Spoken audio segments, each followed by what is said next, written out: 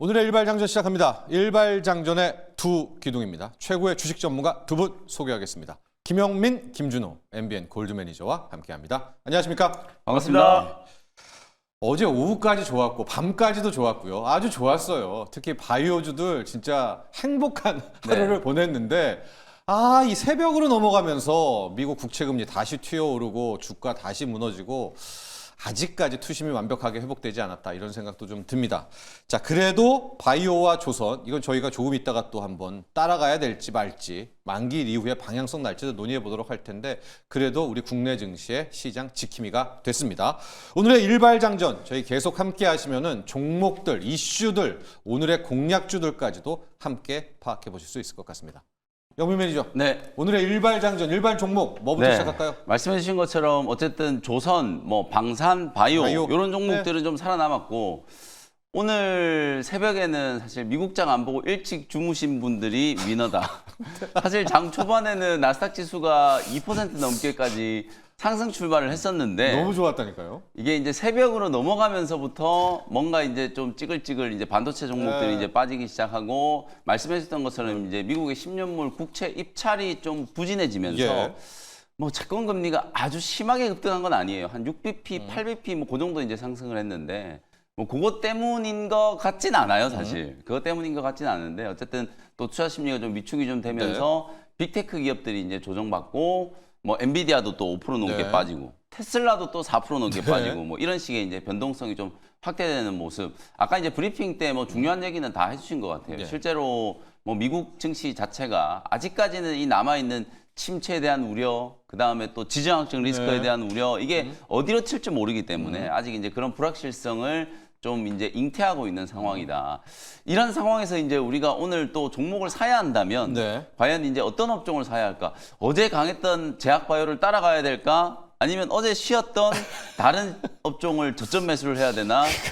고민이 많을 수밖에 없거든요. 엄청 갈등이에요. 그렇죠. 엄청 갈등이에요, 이거는. 근데 오늘 이제 우리 국내 증시는 또 수급 이슈, 옵션 만기일이잖아요. 그래서 이제 외국인들의 이제 포지션이 이제 매도 우위에서 이제 매수로 좀 전환이 될 수 있을지에 대한 부분도 이제 확인을 좀 해야 되고 업종별로 저는 어저께 상당히 좀 유심히 지켜봤던 게 제약바이오 업종 특히 그 중에서도 어제 그동안에 줄기차게 매도를 하던 연기금, 투신, 사모펀드 이런 기관들의 이제 주요 창구에서 ABL 바이오라든지 리가켄 바이오라든지 이런 제약 바이오 종목들을 상당히 좀 공격적으로 이제 담는 모습이 나타났거든요. 그래서 옵션 만기를 앞두고 외국인들이 이런 제약 바이오 기업들이 이제 매수를 했다는 것 자체는 당분간 이 제약 바이오 업종에 대한 이제 매수세가 좀 이어질 수 있는 가능성이 좀 높지 않을까.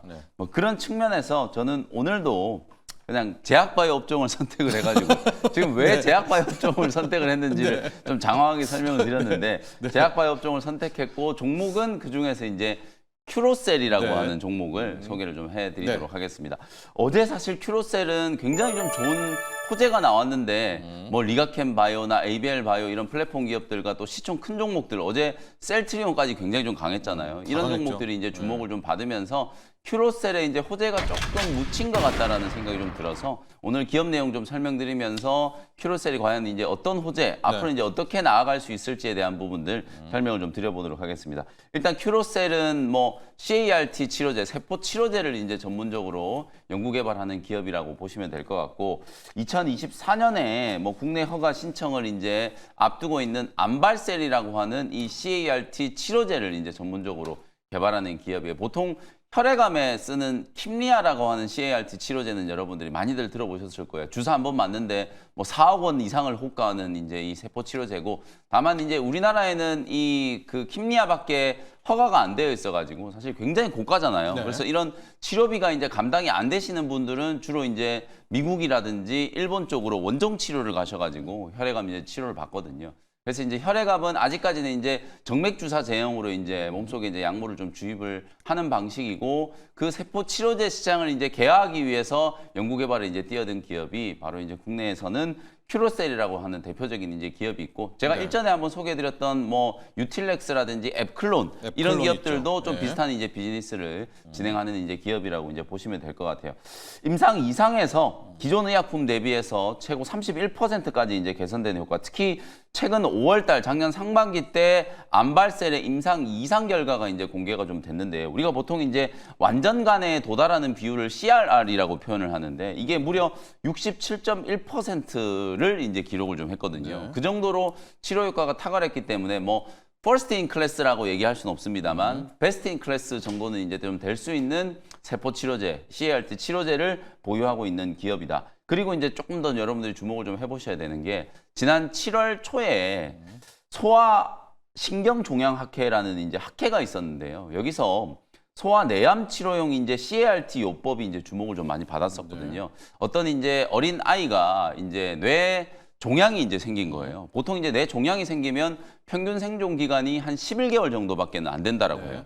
근데 이 뇌에 종양이 생긴 이 소아에게 뇌에 직접 CAR-T 치료제를 이제 투입을 했다는 거예요. 보통은 제가 방금 말씀드렸던 것처럼 이 혈액암을 치료하기 위해서 주입하는 CAR-T 같은 경우에는 정맥에다가 이제 주사를 찔러서 약물을 주입을 하거든요. 근데 이제 뇌에 종양이 생기면 우리가 항상 얘기하잖아요. 뇌혈관 장벽, BBB라는 이 혈관 장벽 때문에 아무리 이제 정맥에다가 약물을 주입을 해도 뇌까지 도달이 안 됐다는 거거든요. 그래서 이제 뇌 내부로 직접 약물을 주입을 해봤더니 정말 놀랍게도 무려 3년 동안의 생존을 지금 하고 있다라는 거거든요. 그 정도로 이제 엄청난 이제 반응이 좀 있었기 때문에 이 결과가 공개되고 난 이후에 단순히 CAR-T 치료제가 그동안은 정맥 주사로 이제 혈액암만 치료하는 걸로 이제 알려져 있는데 이 뇌 종양이라든지 고형암에도 충분히 이제 치료 효과가 있다라는 게 어느 정도 좀 입증이 되면서 굉장히 좀 센세이셔널한 반응이 있었거든요. 네. 우리가 최근에 이제 제약바이오 업계 안에서 플랫폼 기업들만 주목하고 또 비만 치료제 관련된 종목들만 워낙 좀 주목을 많이 하다 보니까 이런 이슈가 있었는데도 불구하고 시장에 이제 많이 좀 알려지지 않은 부분이 있는 것 같고요. 그래서 CAR-T 치료제를 지금 큐로셀이 개발하고 있는 건 물론 이제 정맥 주사 제형이긴 합니다만 앞으로 이제 고형암으로도 충분히 이제 적응증이 확장될 수 있는 가능성이 이제 전개되고 있다라는 거. 그게 하나의 좀 포인트고. 그다음에 이제 두 번째 어제 제가 조금 묻힌 것 같다라고 하는 소재. 그래서 임상 2상 결과가 이제 공개가 됐기 때문에 이런 희귀 질환을 치료하기 위해서는 우리가 심속 심사 제도라는 게 있어요. 네. 꼭 임상 3상을 하지 않더라도 환자에게 치료 목적으로 이상의 결과만을 가지고도 소위 말해서 이제 처방을 할 수 있게 되는 거거든요. 그래서 큐로셀 같은 경우에는 임상 2상 결과를 바탕으로 국내 이제 식약처에다가 신속 심사 승인 요청을 해놓은 상태였는데 어저께 그게 이제 신속 심사 대상으로 지정이 됐다라는 이제 결과가 발표됐어요. 그러면 신속 심사 대상으로 지정이 되면 어떤 효과가 생기느냐? 암발세를 일단 심사하는 전담 인력이 구성이 돼요. 전담 인력이 구성이 되니까 심사하는 기간이 당연히 줄어들겠죠. 최대 120일까지 이제 보통 심사 기간을 예상을 하는데 90일 이하로 이제 심사 기간이 이제 줄어든다라고 생각하시면 되고 일부 임상 시험 자료가 이제 면제가 돼요. 그리고 가장 좀 중요한 건 신속 처리 의약품으로 이제 지정이 좀 되고 나면 3상을 면제를 받고 바로 이걸 2상 결과만으로도 품목 허가가 가능해지거든요. 그러면 결국에는 최근에 제가 제약바이오 업종을 말씀드릴 때 가장 중요하게 생각하는 게 상업화의 단계에 접어들었느냐 아니냐에 따라서 기업의 가치가 완전히 달라진다고 말씀드렸잖아요. 알테오젠이라든지 리가켄 바이오, ABL 바이오, 그리고 삼천당 제약 이런 기업들이 최근에 제약바이오 기업들 중에서 각광을 받았었던 이유는 상업화가 임박했고 그 상업화에 따른 마일스톤과 로열티, 즉 현금 흐름이 이제 유입될 수 있는 가능성이 좀 높아지는 단계에 있기 때문에 기업 가치가 이렇게 빠르게 재평가되고 있다고 말씀드렸거든요.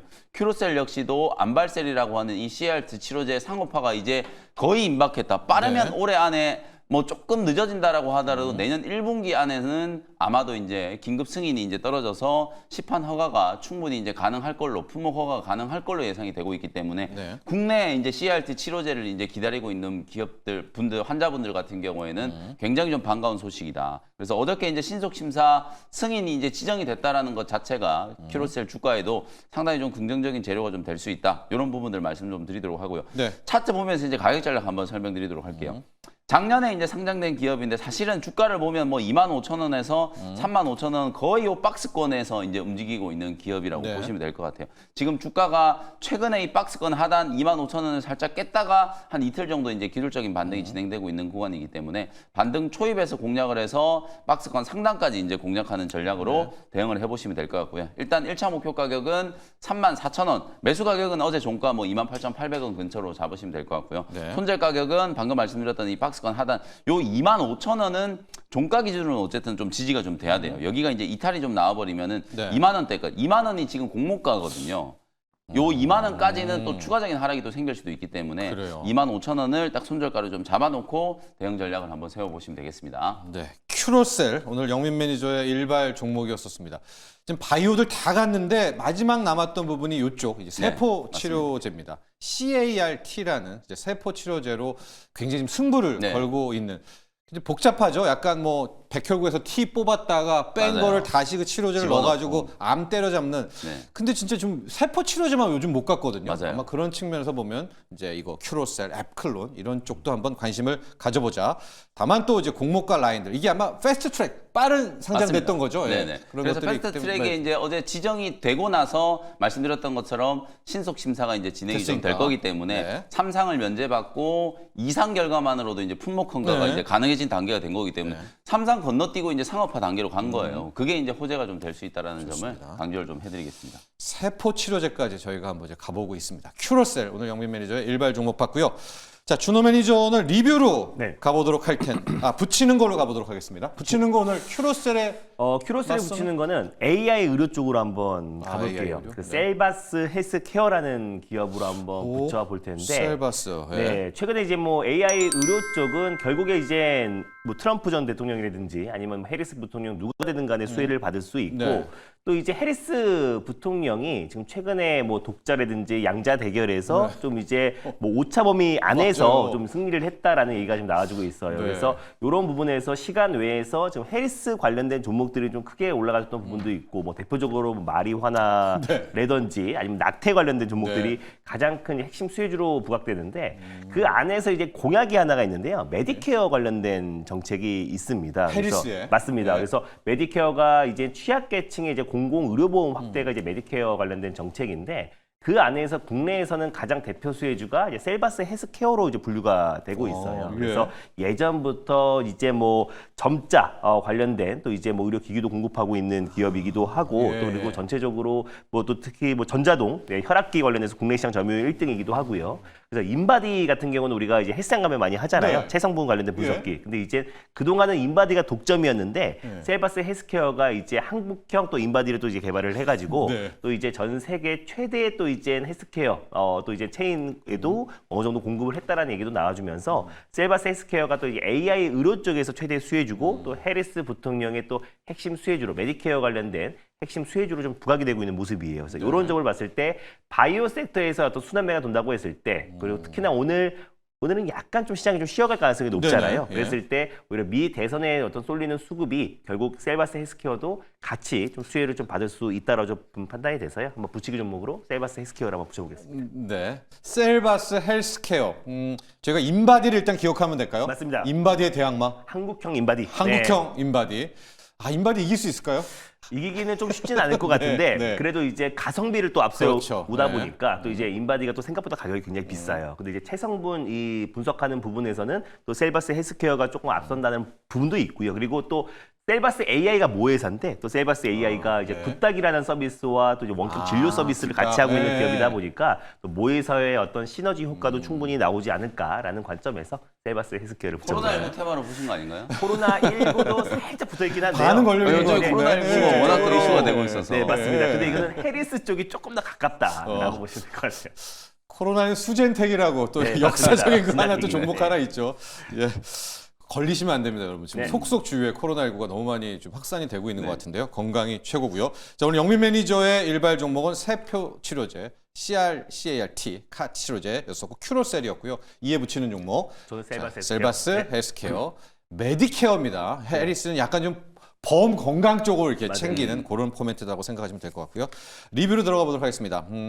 어제 아마 우리 두 매니저분들도 계속 장을 봤으니까 저는 이제 시황을 하다가 깜짝 놀란 게 한 9시 27분, 8분부터 하다가 바이오를 그냥 맞아요. 하나도 그냥 뭐 보지도 않아요. 그냥 때려 사면서 바스켓으로 그냥 뭐 그냥 다 매수 바이오 전체가 한 평균 3%, 4%, 좋은 거는 뭐 12%, 13%. 뭐 노리고 산 것 같기도 한데 오늘도 그럴까 좀 이런 생각도 궁금하면서 파마리서치 셀트리온 같이 네. 가보죠. 예. 파마리서치를 이제 리뷰를 어제도 사실 좀 해드렸었잖아요. 이게 주가가 최근에 이제 시장의 변동성이 워낙 큰데도 불구하고 굉장히 잘 버티고 있다. 네. 그래서 상단 이거 15만 원 뚫으면은 상승 추세가 이제 시작될 수 있다라고 말씀드렸는데 어제 그냥 가버렸어요. 굉장히 강한 네, 거래가 이제 네. 터지면서 15만 원 딱 뚫고 나서 이게 이런 시장에서 이제 사상 최고가를 이제 경신을 한 거예요. 네. 그러니까 50일 신고가가 아니라 이제 사상 최고가를 이제 경신을 하면서 어저께 장중에 15% 넘게 이제 급등을 했고요. 결국은 실적이었어요. 어제 네. 이제 실적 발표를 하니까 처음으로 분기 매출이 이제 800억을 넘어섰고 영업이익도 307억 원 정도 이제 기록을 하면서 네. 어닝 서프라이즈가 나오니까 뭐 매수세가 강하게 좀 그쵸. 몰리면서 네. 박스 상단을 이제 뚫은 거고 방금 우리 철진 MC께서 말씀해 주셨던 것처럼 어저께 9시 30분 전후로 네. 이 제약바이오 업종, 헬스케어 업종 쪽으로 완전히 이제 그냥 거의 뭐 다른 업종들은 매수 매도 자체 거래가 없는 상황인데 제약바이오 업종의 바스켓 매수가 한꺼번에 확 맞아요. 들어오기 시작하니까 그때부터 그냥 제약바이오 업종이 지수를 그냥 끌고 어제 이제 시장의 상승을 이제 만들었다라고 보시면 되거든요. 그래서 어쨌든 저는 옵션 만기일 전에 어제 외국인들뿐만 아니라 기관들도 제가 그동안에 매수에 나서지 않던 투신 연기금 연기금이? 사모펀드까지 네. 이제 매수를 이제 좀 한 상황이기 때문에 어제 시장 흐름만 놓고 보면 아 이제 하반기 때 반드시 이제 제약바이오 업종은 무조건 이제 기본 옵션으로 좀 깔고 가야 되는 업종이 됐구나라는 네. 걸 여러분들이 느끼셨을 거라고 보고 물론 뭐 하루 이틀 정도는 뭐 네. 눌림목 조정이나 쉬어가는 구간이 네. 있을 수 있겠죠. 근데 전체 우리 포트폴리오를 유지하는 차원에서는 이런 이제 제약바이오 업종 탑픽 종목들을 반드시 여러분들이 포트 안에 좀 넣어 놓으셔야 된다라는 거고 네. 헬스케어나 피부 미용 관련해서는 지금 뭐 파마리서치가 단연 이제 뭐 대장주 역할을 좀 하고 있다. 그래서 뭐 오늘도 충분히 저는 뭐 추가적인 시세가 가능하지 않을까라는 생각이 좀 들고 고점이 이제 이 상방이 어제 이제 열려 있는 상태이기 때문에 뭐 오늘 장중에 조금 눌림목이 들어온다라고 하더라도 18만 원 이상까지는 충분히 한번 추세를 타고 네. 올라갈 수 있을 것 같아요. 그래서 2차 목표가를 한 18만 원 정도 내외 한번 설정을 해 놓으시고 오히려 저는 뭐 트레이딩을 좀 선호하시는 분들은 네. 그냥 주저앉아 있는 종목들보다는 만약에 오늘 파마리서치가 장중에 한 2, 3% 마이너스가 나오잖아요. 빠진다. 조정 들어오면 네. 그때 딱 들어가서 한 5%에서 7% 정도 단타 매매를 하셔도 단타 충분히 제외. 이제 변동성은 나올 수 있을 것 같거든요. 그래서 단기 트레이딩 관점도 잠깐 설명드린 거고 뭐 중기 관점으로 한 18만 원 이상의 네. 목표가 잡고 계속해서 이제 보유하시면 될 것 같고요. 바로 셀트리온도 그냥 같이 이어서 말씀 좀 드리도록 할게요. 네. 어제 이제 셀트리온도 분기 기준으로는 뭐 매출은 굉장히 좋았어요. 네. 근데 이제 원가에 대한 부담이라든지 뭐 약간의 이제 뭐 그 영업이익은 뭐요? 기존 대비해서 실적 뭐 컨센서스 대비해서 거의 한 60% 정도 이제 전년 동기 대비해서 좀 줄어드는 그런 모습이 나왔는데 그럼에도 불구하고 주가가 올라간 이유는 이제 원가에 대한 이제 이슈라든지 이런 것들이 하반기 때 이제 재고 소진에 대한 이제 이슈 이런 것들이 하반기 때 이제 다 좋아질 거기 때문에 하반기 때는 램시마이스시 유럽 쪽뿐만 아니라 이제 미국의 거의 75%를 지금 커버한다라고 하죠. 네. 진펜트라가 본격적으로 이제 매출 인식이 좀 될 거기 때문에 아 그야말로 이제 셀트리온 그룹주들은 실적 성장기로 이제 좀 접어드는 단계가 됐다. 네. 최근에 이제 셀트리온과 또 셀트리온 제약의 합병 관련해서 야 이거 합병했을 때 우리가 손해 보는 거 아니야? 뭐 이런 이제 주주분들의 좀 볼멘 소리가 좀 있어가지고 그것 때문에 또 주가가 조금 이제 미끄러지긴 했는데 저는 사실 최근에 우리 뭐 그 SK 그룹도 합병 얘기 있었고 두산 그룹도 합병 얘기 있었고 그런데 합병이라는 거는 어쨌든 뭐 경영적인 의사 결정이고요.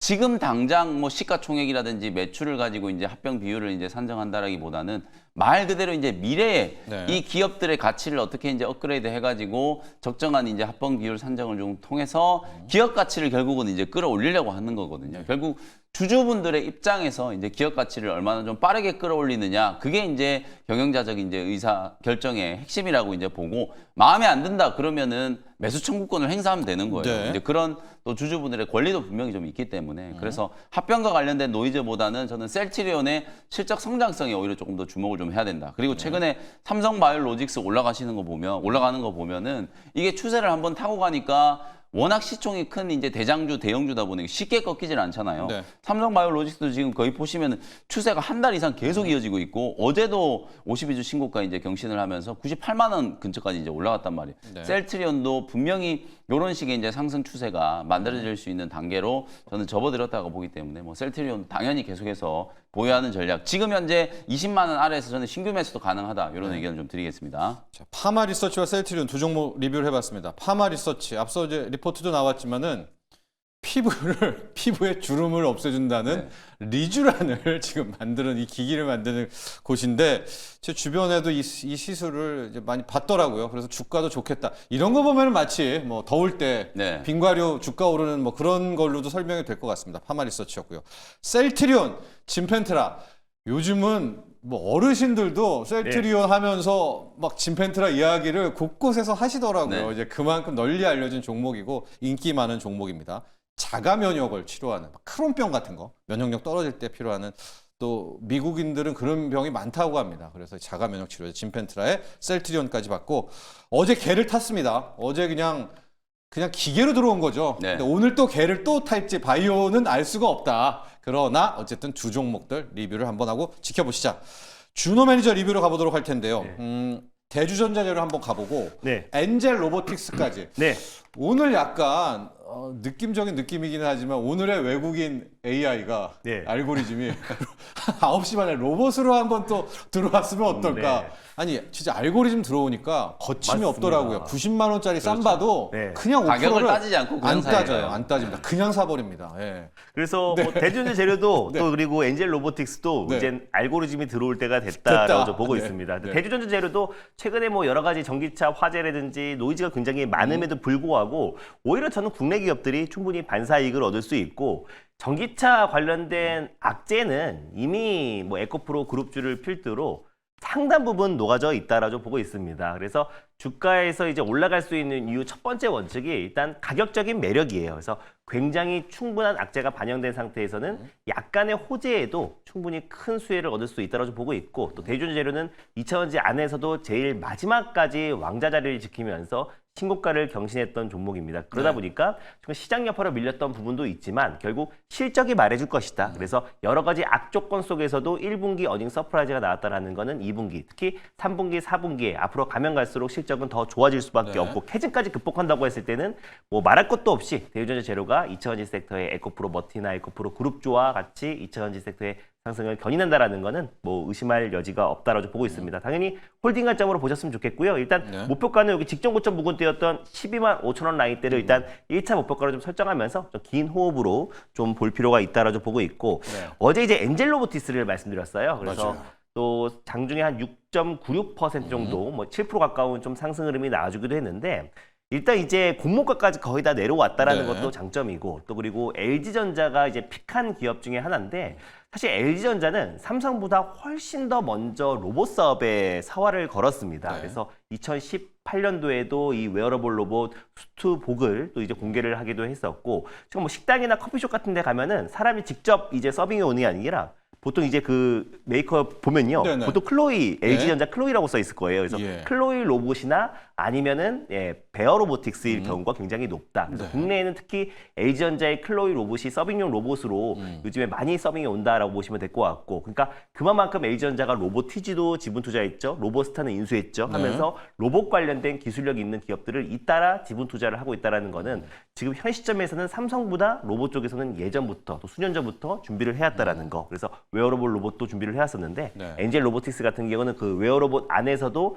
가장 진입장벽이 높은 의료용 로봇 관련해서 국내 기술력을 가지고 있는 기업이다 보니까 어제 상승 흐름 나와줬고 현대차도 올해 하반기부터 뭐 수천 대의 또 이 웨어러블 로봇을 생산하겠다고 밝혔기 때문에 네. 아직까지 관련된 수혜주가 없어요. 근데 좀 관련된 수혜주가 LG 향, 또 그리고 현대차 향 관련해서도 엔젤 로보틱스가 될 수 있는 게 제가 어제도 말씀드렸다시피 삼성전자도 처음에 이제 웨어러블 로봇 사업에 뛰어든다고 했을 때 가장 먼저 움직였던 게 삼성물산과 협업했던 큐린 로봇이라든지 또 그리고 아까 삼성중공업이랑 협업을 했던 우린 PTS 감속기를 공급했던 그런 기업들이 먼저 움직였어요. 그런 관점을 본다고 했을 때는 웨어러블 시장의 어떤 확대를 본다고 했을 때 엔젤 로보틱스는 이제 시작이고 가격적으로도 충분히 고물가까지 다 내려온 상태다 보니까 매력은 여전하다라는 관점에서 로봇 섹터 이제는 갈 때가 됐다라고 보고 있고요. 예. 그래서 뭐 당연히 홀딩 관점으로 보셨으면 좋겠습니다. 일단 목표가는 뭐 35,000원 그 이상까지도 보고 있으니까 홀딩 관점으로 보셨으면 좋겠습니다. 네, 엔젤 로보틱스.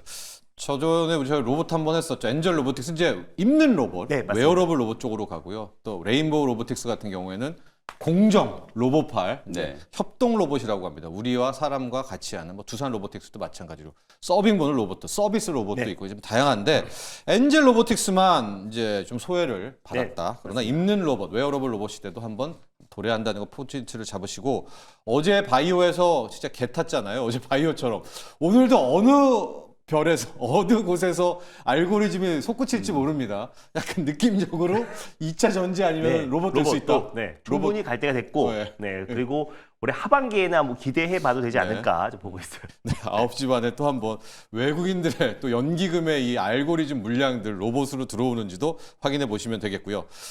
이 시점에서 제가 깜짝 놀랐는데 또 저의 마음, 또 일발장전의 마음을 읽으신 분이 있습니다. YS킴님. 미국 증시 노보노디스크 기대 이하의 실적 나오면서 하락했죠. 비만 치료 관련주들, 펩트론, 인벤티지랩, 또 먹는 D&D 파마텍, 비만 테마들 어떻게 되는지 궁금합니다. 요거를 짚고 넘어가려고 했는데 영민 매니저 네. 지금 이제 살렸던 게 비만이었었잖아요. 그렇죠. 얘가 지금 약간 삼바, 셀트리온, CMO, 바이오시밀러로 가고 이러면서 맞아요. 그거 빠지는 거 아니야? 수급? 일단 노보노디스크나 일라일리 주가가 최근에 조금 부진하긴 한데요. 여러분들 이렇게 생각해 보시면 노보노디스크 실적이 이제 부진한 게 과연 우리나라 비만 치료제 관련주들한테 이게 악재인가? 이걸 한번 생각해 보시면 될 것 같아요. 실제로 이제 노보노디스크와 일라일리가 뭐 비만 치료제만 하는 기업은 아닙니다만 비만 치료제를 거의 양분하고 있는 이 기업들인데 네. 최근에 이제 주가가 좀 빠지고 오늘 또 실적 발표한 노보노디스크 네. 실적이 부진했잖아요. 네. 그러면 그럴수록 비만 치료제 시장의 경쟁력을 강화하기 위해서는 뭘 해야 될까? 일주일 주사 맞는 걸 한 달로 바꿔야 되고 네. 경쟁자들이 지금 막 시장 진입하기 때문에 빨리 또 경구용 개발을 해야 될 거 아니에요. 그러니까 오히려 이제 그런 기업들이 더 주목을 받을 수 있다는 거예요. 네. 우리나라 기업들이 사실 제가 계속 말씀드리는 것처럼 비만 치료제를 만들어서 지금 팔고 있는 회사는 네. 없잖아요. 그런 이제 연구 개발을 하고 있는 기업들이 한미약품이라든지 뭐 동아ST라든지 이렇게 이제 파이프라인 두 개, 예. 신약을 이제 개발하는 기업들이 있습니다만 거의 대부분 우리나라 이제 비만 치료제 기업들은 플랫폼 기술을 가지고 있는 기업들, 제형 변경이라든지 약물 지속 플랫폼 이런 것들을 이제 기술 개발을 하는 기업이기 때문에 오히려 상위에 있는 대장주들의 실적 부진이라든지 노이즈들이 많아지면 많아질수록 오히려 조금 더 이런 플랫폼 기술 기업들의 이제 경쟁력이 저는 더 부각되지 않을까. 그래서 저는 어제도 낮에 D&D 파마텍을 여러분들께 소개를 해드렸었거든요. 그러니까 노보노디스크 주가가 빠져서 만약에 심리적인 영향 때문에 이런 비만 치료제 관련된 종목들이 조정이 들어온다. 네. 저는 오히려 펩트론이라든지 D&D 파마텍은 매수 기회다 이렇게 보거든요. 그래서 만약에 오늘 장 초반에 하락 출발을 하게 된다면 D&D 파마텍과 펩트론은 저가 매수의 이제 기회로 활용을 해보시면 된다. 분명히 제가 말씀드렸던 것처럼 플랫폼 기술 도입이 훨씬 더 빠르게 늘어날 수밖에 없고 그런 경쟁력을 이제 보유하고 있는 기업들이 우리나라에 이제 몇몇 있기 때문에 그런 기업들은 오히려 플랫폼 기술력의 이제 경쟁력이 더 부각될 수 있는 기회다. 이렇게 말씀을 좀 드리겠습니다. 자, 노보노디스크 또 일라일리 이제 거긴 진짜 비만 치료제로 공략하는 거고 그게 이제 유사한 게 우리는 한미약품, 그렇죠. 뭐 동아이스 정도고요. 지금 물어보셨던 펩트론 또 D&D 파마텍, 인벤티지랩 여기 이제 플랫폼입니다. 맞습니다. 약물을 지속형, 약물 지속 기간을 늘린다던가 먹는 약으로 제형을 바꾼다던가 오히려 기술 쪽의 이 테크 플랫폼들은 더 급할 테니까 네. 예, 더 전환한 수혜를 받을 수 있다. 이런 분석을 함께 해 주셨습니다. 자, 이제는 짧게 저희가 이슈를 한번 다뤄봐야 될 것 같은데 오늘이 여러분 이게 참 불행 중 다행인데 8월 옵션 만기일입니다. 오늘까지는 아마 이 외국인 투자자들 파생 쪽에서 자신들이 해놓은 걸로 정말 진짜 많이 가져갔을 겁니다. 왜냐하면 엊그제 풋옵션 개인들 많이 산 거 한 500억어치 어제 하루 올리면서 그냥 다 네. 꽝으로 만들었죠. 뭐 하여간 다 가져갔는데 이제 오늘 끝나고 나서 이제 새로운 방향성이 나옵니다. 옵션 만기일 이후에 네. 준호 매니저 뭘 따라가야 될까? 뭘 볼까? 어디에 배팅할까? 일단 뭐 여전히 바이오 섹터가 바이오 섹터. 당분간은 시장의 어떤 이제 AI 반도체라든지 아니면은 그 시장의 어떤 흔들림을 좀 방어해줄 수 있는 네. 섹터가 이제 바이오다라고 좀 보고 있고요. 근데 뭐 옵션 만기라니까 이게 옵션 만기라면 시장이 하락하는 날이라고 생각하시는 분들이 굉장히 네. 많더라고요. 근데 그 사실 2010년도에 도이치 사태 이후에는 금융 당국에서 철저하게 이제 옵션 만기를 더욱더 조사를 하기 때문에 물론 뭐 시장의 방향이 결정되면은 조금 더 변동성이 확대될 수 있고 좀 약간 출렁거림은 있을 수 있겠지만 꼭 옵션 만기라고 하락이라고 생각하시면 안 되고요. 오히려 옵션 만기일에 최근에 오히려 상승했던 날이 훨씬 더 많았던 좋습니다. 만큼 네. 이제 옵션 만기일을 어떤 이제 하락의 어떤 이제 동요로 안 보셨으면 좋겠는데 일단 저는 옵션 만기 이후에 시장의 좀 방향성이 어느 정도는 좀 결정될 수 있다고 좀 보고 있는 게 최근에 그래도 이 시장에 급락했던 정말 유례없는 시장의 하락에 4가지 이유가 있잖아요. 뭐 네. 경기 침체에 대한 우려감이 있었고 또 엔캐리 청산 관련된 네. 우려감도 있었고 또 그리고 중동발 지정학적 네. 리스크도 있었고요. 마지막으로 이제 AI 거품론인데 네. AI 거품론은 일단 엔비디아 실적과 이제 컨퍼런스 콜에서 확실한 어떤 이제 데이터가 발표가 되면은 이건 해소가 되는 좋아요. 거기 때문에 그때까지는 그래도 불확실성이 좀 살아 있다라고 보시면 될 것 같고. 그리고 두 번째로 이제 중동발 지정학적 리스크는 한 12일에서 13일 정도를 이제 맞습니다. 공격을 예고를 예, 했더라고요. 근데 예. 이제 오히려 그 전까지가 불확실성인 거지 12일, 13일 날 이제 공격을 하고 나면은 네. 시장의 관심이 사라집니다. 그러니까 좋아요. 한마디로 지금 러우 전쟁에 대해서 언급조차 하는 사람들도 없잖아요. 예. 오히려 우크라이나 재건을 언급을 하지. 예. 그래서 지정학적 리스크는 이미 또 상당 부분 주가에 반영이 되었고 어제 뭐 유가라든지 또 그리고 또 해운 관련 종목들이 오히려 변동성이 나오고 조정이 나왔다는 점은 지정학적 리스크가 주가에는 충분히 반영이 됐다라고 보고 네. 있고 또 이제 엔캐리 청산 관련해서는 BOJ 어제 부총재가 직접 나섰잖아요. 네. 당분간 이제 시장의 안정을 찾을 때까지는 금리 인상은 없을 것이다. 그래서 엔캐리 청산도 우리가 너무 과도하게 해석했다. 그럼 남아 있는 거 이제 경기 침체인데 네. 경기 침체 관련해서 뭐 어제 이제 뭐 국채 관련해서 지금 이제 뭐 매도 물량이 많이 나와가지고 이런 부분들이 약간의 좀 우려감은 있었지만 결국 이제 많은 데이터와 지표들이 경기 침체가 아니라는 그래요. 지표들이 계속 나와주고 네. 있잖아요. 그래서 지금 사실 그동안 이 모든 것들이 너무 우리의 어떤 비관론이 너무 극대화됐다, 너무 네. 지나친 해석이었다라는 관점을 봤을 때 오히려 지금 이제 저는 월요일 날 너무 큰 하락이 나왔잖아요. 거의 네. 13%, 폭락이죠. 13점, 예, 폭락이 네. 나와줬기 때문에 그 바닥을 다지는 과정에서 변동성은 어쩔 수 없다라고 봐요. 그래서 뭐 이제 이틀 동안 반등이 나왔지만 이게 영원하게 V자 반등으로 상승만 나와주면 너무 좋겠지만 네. 그 과정에서 약간의 노이즈에도 우리가 자라보고 놀란 가서 소뚜껑 보고 놀라잖아요. 그래서 어제 또 엊그저께 반등이 6%, 2%, 8% 정도 반등이 나왔지만 네. 그 바닥을 다지는 과정에서 중간중간에 약간의 노이즈가 나올 때 좀 흔들림이 있다고 하더라도 그 또한 저는 바닥을 다지고 있는 과정이다라고 보시면 될 것 같고 오히려 어제와 또 이틀 전을 우리가 잘 분석해 본다면은 시장이 바닥을 다지고 회복했을 때 가장 빠르게 탄력 있게 움직였던 종목들은 변동성이 나온다. 예. 맞아, 바이오도 있고요. 아까 말 실적이 좀 대표되는 화장품에서도 어저께 아모레퍼시픽이 그렇게 급락이 나왔음에도 네. 불구하고 뭐 실리콘투나 일부 종목들이 실적이 탄탄히 받쳐주는 종목들은 개별적으로 또 움직였다는 점을 놓고 봤을 때 뭐 네. 바이오라든지 아니면 실적 성장 섹터라든지 아니면 낙폭 과대 종목들을 우리가 잘 접근한다고 했을 때는 오히려 시장의 어떤 흔들림을 잘 지나고 나면 오히려 당분간은 꽃길만 열리지 않을까. 그래서 오히려 10% 이상의 한번 큰 급락이 나오고 나서는 네. 특별한 정말 예상치 못했던 큰 악재가 도래하지 않는 이상 거의 한 수년 동안은 당분간 10% 이상의 어떤 이런 이 정도의 하락은 나오지 않을 거라 봐요. 그래서 코로나 이후에 우리가 4년 만에 이제 불거졌는데 오히려 당분간 이 정도의 큰 하락 이후에는 약간의 변동성은 나온다고 하더라도 오히려 이제 앞으로는 어느 정도 바닥을 다지고 가고 있는 과정이 아닌가 좀 보고 있습니다. 네.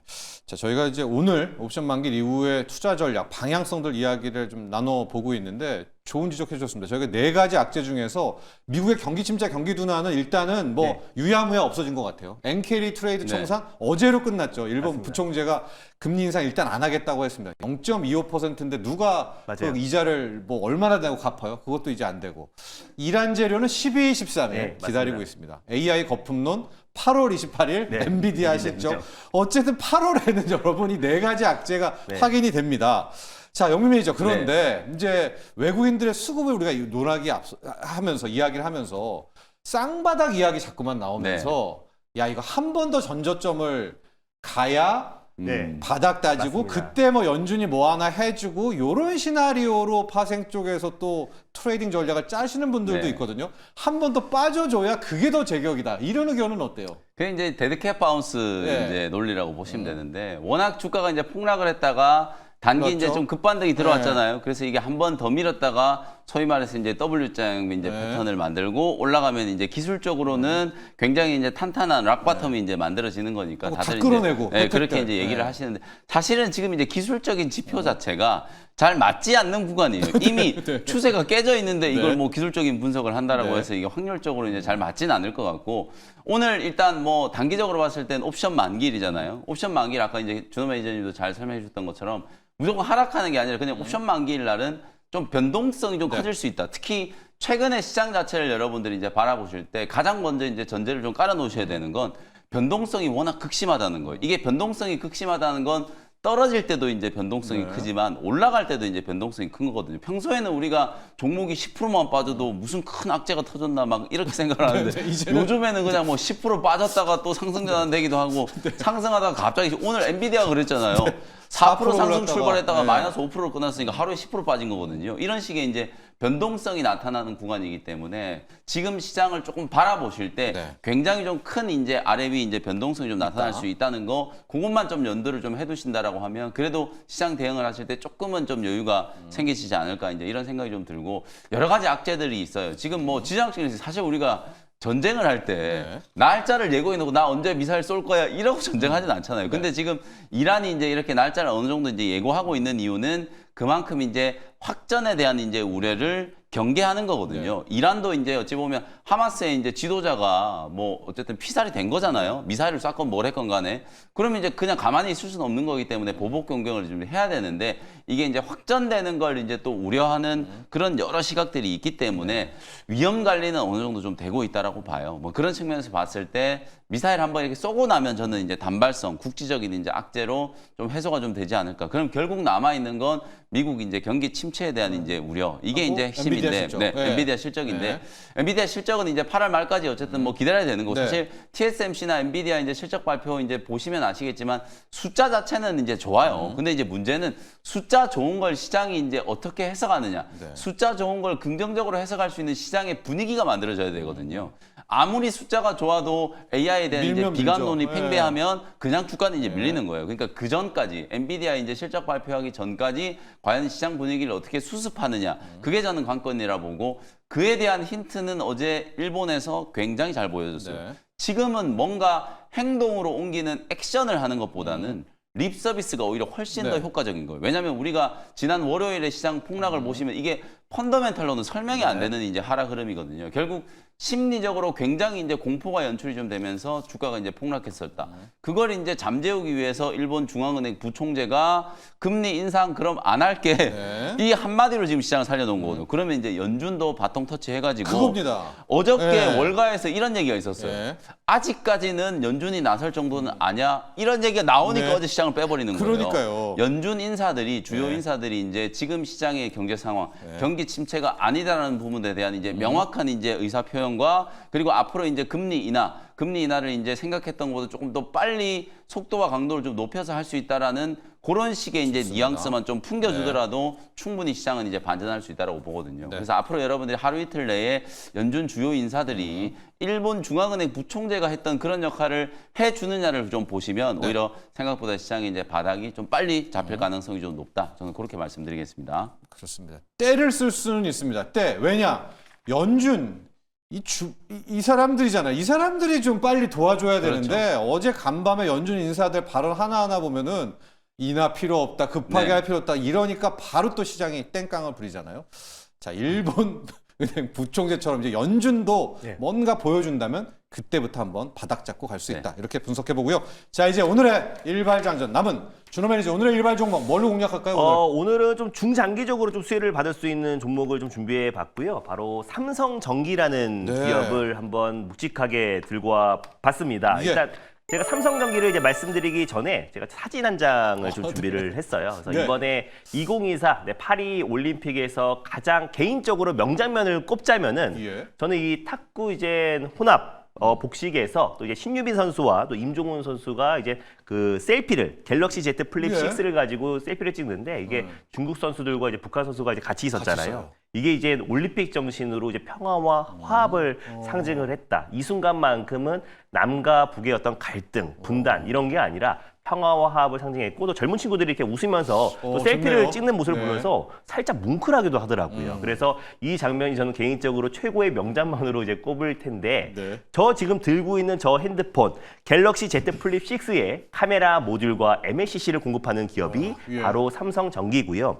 이번에 이재용 회장이 20일 동안 사실상 이번에 파리 올림픽의 국내 유일한 공식 후원사가 이제 삼성전자잖아요. 거기서 이제 딱 끝나고 나서 이제 빅토리 셀피라고 딱 이제 우승하고 시상대 앞에서 저렇게 선수들이 직접 셀피를 찍는 마케팅이 예. 굉장히 잘 된 것 같아서 예. 보람을 느꼈다라는 발언이 나왔어요. 예. 그래서 굉장히 좀 큰 홍보 효과였다고 좀 보고 있고요. 특히 저 갤럭시 Z 플립 6가 또 이제 올림픽 에디션은 가격이 한 200에서 300만 원 정도가 됩니다. 예. 그래서 결국 또 이제 앞으로의 어떤 정말 큰 홍보가 됐다라고 좀 보고 있고 앞으로 이제 판매량이 다시 한번 급증하고 이번에 갤럭시 24 같은 경우도 처음으로 전 세계에서 AI가 접목된 폰이었잖아요. 그래서 판매량이 상당했고 그랬을 때 삼성전기가 카메라 모듈과 MLCC에 관련된 수요도 증가할 수밖에 없다는 점에서 하반기의 실적에 대한 기대도 우리가 충분히 해볼 네. 법하고 2분기에도 AI와 어떤 전장용 매출이 증가하면서 또 역대급 또 최고 실적을 달성하기도 했었으니까 하분기 매출도 기대가 되고요. 또 이번에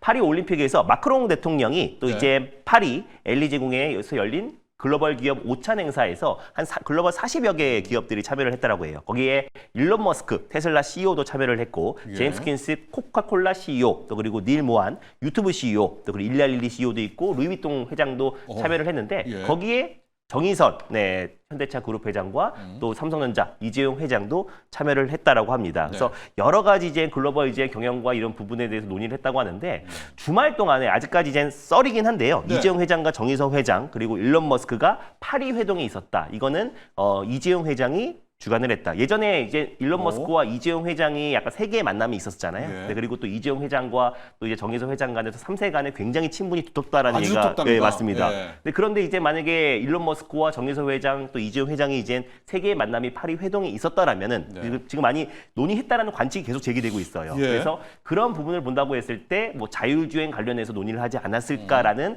조심스럽게 전망이 되고 또 그랬을 때 또 카메라 모듈과 AI를 접목한 자율주행이 더욱더 가장 핵심이다 보니까 예. 삼성전자의 카메라 모듈과 또 그 삼성전기의 또 MLCC가 향후 테슬라에 공급될 가능성도 굉장히 높다라는 관점에서 삼성전기가 앞으로 자율주행의 가장 핵심 수혜주로도 좀 부각될 가능성이 높다고 좀 보고 있고요. 뭐 그 외적으로도 뭐 유리 기판 관련해서 내년에 이제 상용화를 또 앞두고 있는 시점이기도 하고요. 또 AI 가속기양 FC BGA 관련해서도 하반기부터 본격적으로 공급이 또 시작을 앞두고 있는 시점이다 보니까 또 삼성전기가 여러 가지 모멘텀과 실적에 대한 기대감 관점에서 오늘 탑픽 종목으로 가져와 봤습니다. 네, 오늘 준호 매니저 일발 종목은 삼성전기입니다. 네. 요즘 육각형 인간 많이 이야기하는데 삼성전기야말로 맞습니다. 육각형 기업입니다. 현대로템 같은 겁니다. 일단 적층세라믹 컨덴서 맞아요. AI 서버에다 전기 담았다가 댐처럼 네. 넣었다가 담았다가 컨덴서 불티나게 팔이고요. 두 번째가 카메라 모듈. 네. 아까 빅토리 셀프 보셨죠? 네, 이게 맞습니다. 이제 자율주행까지도 맞아요. 테슬라로 전장용으로 간다. 들어가니까. 세 번째가 꿈의 기판, 네, 유리기판. 유리기판. 뭐 네. 다 있습니다, 삼성전기. 있어요. 네. 네, 그래서 네. 중장기적으로 묵직하다. 맞습니다. 육각형이다. 매수가- 가격 전략 볼까요? 네, 매수가는 14만 2천 원을 일단 매수가로 한번 잡아보도록 네. 하겠고요. 목표가는 18만 원, 네, 손절 라인 때는 12만 1천 원 말씀드려보겠습니다. 네. 자, 오늘 일발장전 여기까지 합니다. 앞서 영민 매니저 일발 종목 세포 치료제입니다. 큐로셀 봤고요. 준호 매니저의 일발 종목 IT 업계의 육각형 기업 삼성전기였습니다. 자, 오늘 일발장전 여기까지 하도록 하고요.